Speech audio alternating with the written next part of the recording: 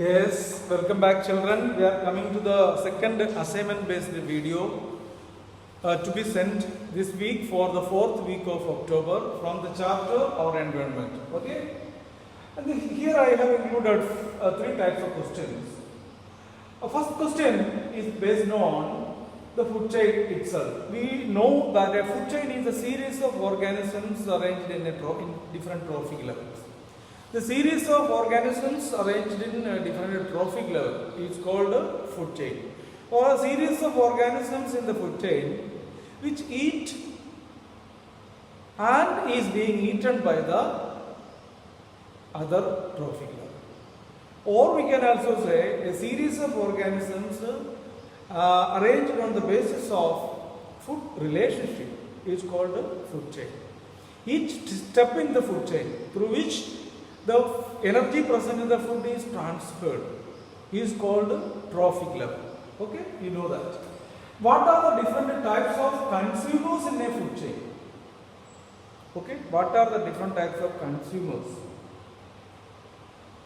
We can say consumers can be mainly four types: herbivore, carnivore,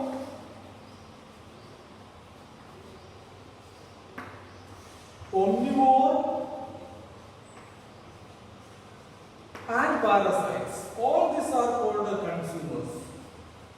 All these are called consumers. But in a food chain, all these consumers are not included. A food chain may contain producer, consumer,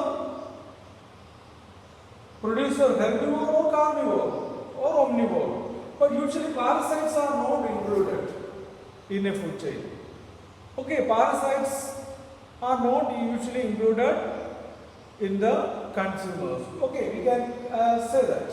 For example, in a food chain, I am writing a food chain. We can say that small trees or plants, green plants,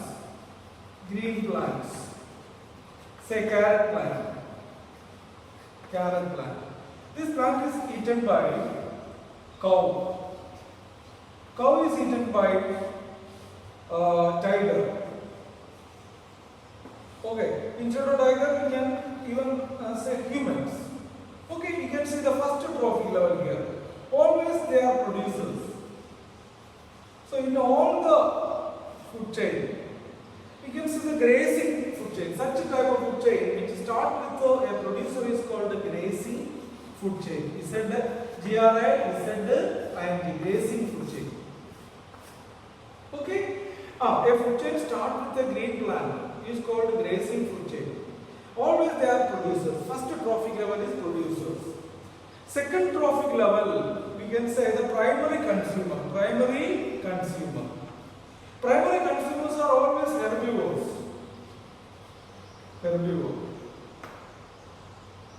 Okay, herbivore. Now, the herbivore is the primary consumer, right? You know it. Now, the tiger, we can say tiger is the secondary consumer. Secondary consumers are, we can say the first carnivore.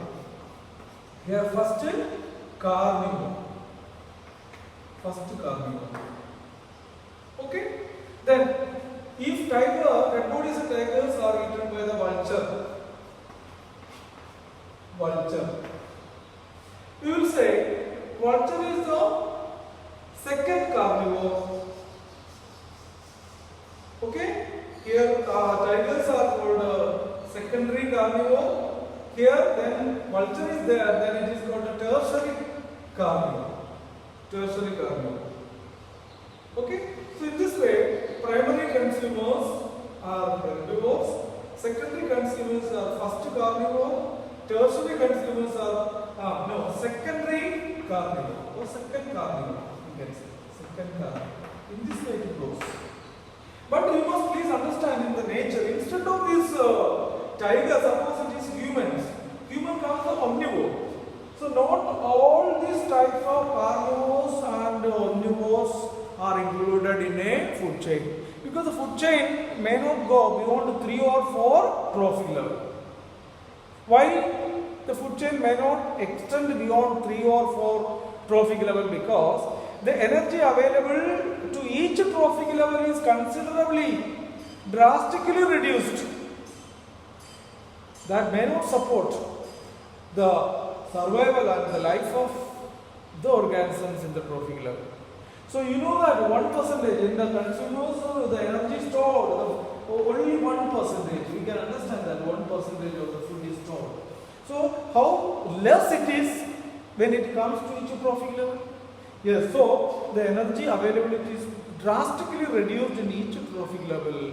Hence, the nature does not promote the food chain with more than 3 or 4 trophic levels. So we can say always what will happen if, okay, this is what I want to tell you about this food chain. Okay, right? So producers, primary consumers, then secondary consumers are primary carnivore, tertiary consumers are secondary carnivores, like that. Okay? Now, we are coming to the second question. What will happen if the decomposers in the food chain is absent? What will happen if decomposers are not there in a food chain? Very simple question. What is the role of the decomposer? Then we have the decomposers. Decomposers break down the complex organic materials in the dead bodies of plants and animals. You know that. Decomposers break down the complex organic molecules present in the dead bodies of the plants and animals, and thereby the nutrients in the dead bodies will come to the soil and increase the fertility of the soil. Okay? Thereby replenishing the nutrients in the soil, thereby replenishing the nutrients in the soil. The soil will be replenished with the nutrients through this decomposition. That is the importance of the decomposition. If the microorganisms are, if the decomposers are not there, what will happen? The dead bodies of plants and animals cannot decompose and they accumulate. Primarily, what happened? They accumulate everywhere, dead bodies of plants and animals. That create ecological problems. It will affect the stability, it will affect the balance of the nature. Not only that, the nutrient cycling and the replenishment of the soil with the nutrients will be reduced and stopped. So what are the two impacts of the second question answer? If the decomposers are not there in the ecosystem, the dead bodies of plants and animals will accumulate and they keep accumulating heaps, and as a result it will affect the balance of the nature. Second one, if the decomposers are not there, the replenishment of the soil with the nutrients will be stopped and the nutrient recycling will be hampered or reduced or stopped. This is also one of the most important impact, that the nutrients will be deficient in the soil and the plants cannot get nutrients. So the vegetation cannot grow. Vegetation cannot grow in the soil. As a result, the soil becomes unfertile and desertification takes place later. So you got this answer very clear. Now the third one, what is food web? Give an example of food web. I told you food chain is a series of organisms in the different trophic levels in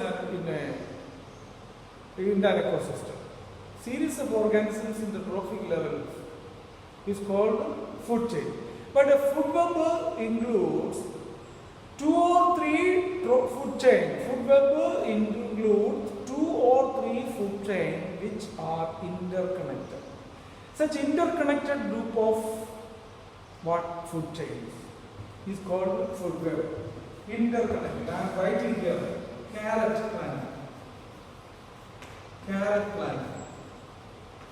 Then we can say rabbit. Rabbit we can say lion. Okay. Carrot plant can also be okay. Then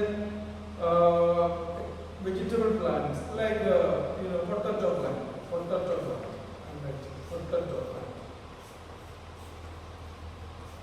Then we can say humans or man.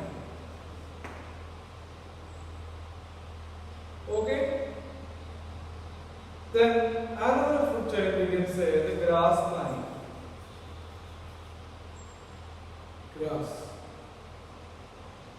Grass is eaten by the you can say the grasshopper. Grasshopper is eaten by the frog.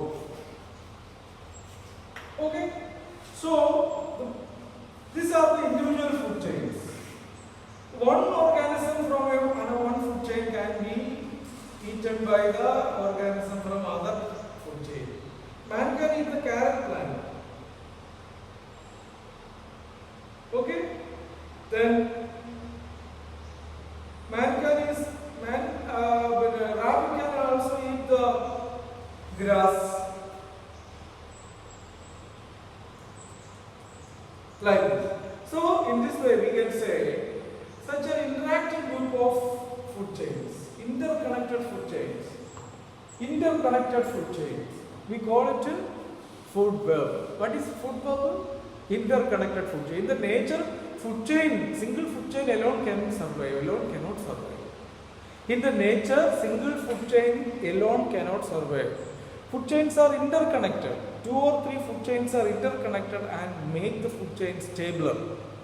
The food be made available to various organisms in the food chain through food web.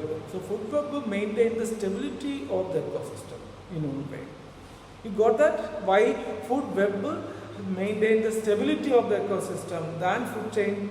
Food chain includes only a minimum number of trophic levels which may not eat, or which may or may not eat.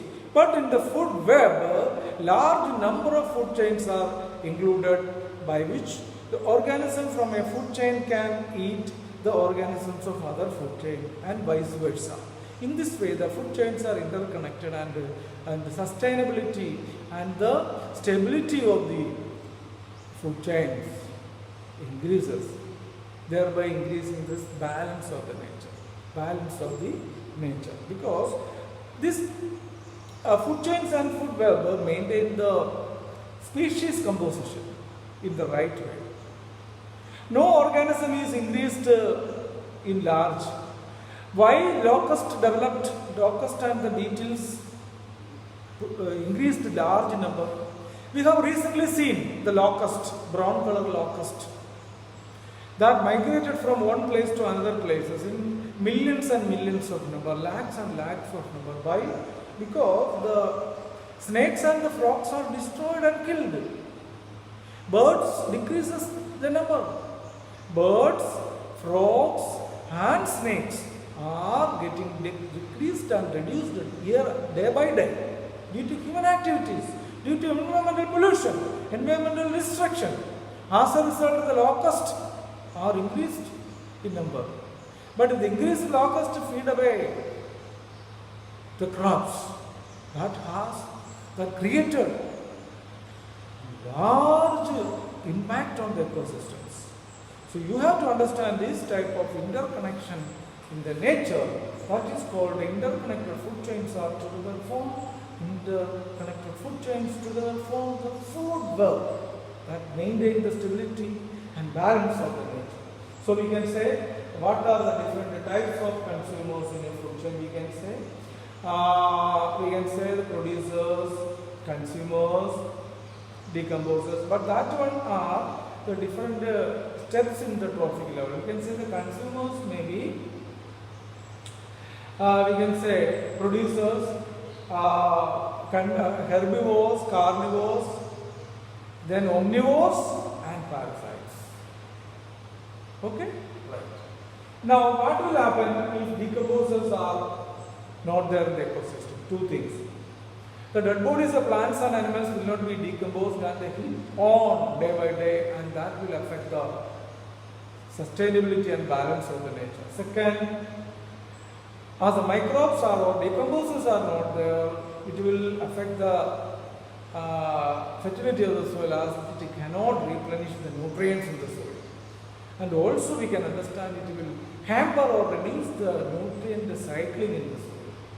Then what is a food chain? An interconnected food chains together form food web. Okay? Right. This is an example of